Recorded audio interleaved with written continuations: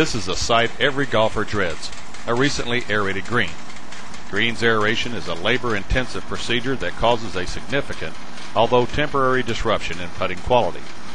In spite of these drawbacks, the agronomic benefits of aeration are so pronounced it is a procedure that almost all courses must endure at least once, and depending on a variety of factors, possibly 2, 3, or even more times per year. Fortunately, there is a wide variety of equipment available today that has made the process much easier to accomplish and thus easier to tolerate for everyone concerned. Please note that the equipment depicted is shown for demonstration purposes only and does not represent an endorsement of any manufacturer.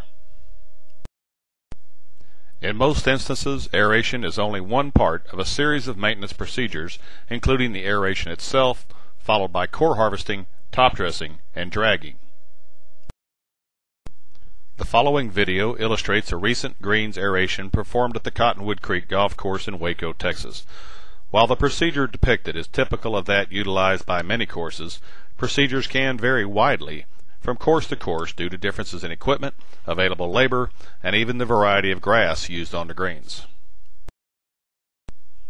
The first step is usually the aeration procedure. Equipment is used to punch holes in the greens. The golf course superintendent selects the diameter, depth, and spacing of the holes depending on the needs of the green.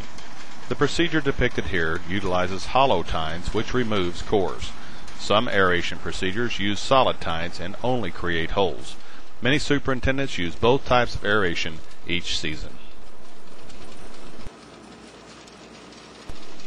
The cores can either be broken up and worked back into the holes, or as in this case, harvested by using a sweeper.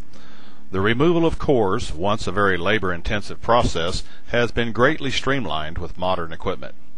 Since the cores usually contain viable turfgrass plants, they can be used as planting material elsewhere on the course. In this case, the cores are being dumped onto a newly constructed driving range target green. As the pictures illustrate, new plants begin to emerge within a matter of just a few days. After the cores are harvested, top dressing is usually applied to fill the holes and restore surface smoothness. Most courses use straight sand for backfilling the holes. In this case, a heavy application of sand is being applied using equipment that literally propels the sand downward with enough force to help fill the holes more completely. It is important to point out that depending on the depth and diameter of the holes, it may not be possible to fill them completely in one top dressing application. A second, lighter application might be necessary 7 to 10 days later to finish filling the holes to the surface.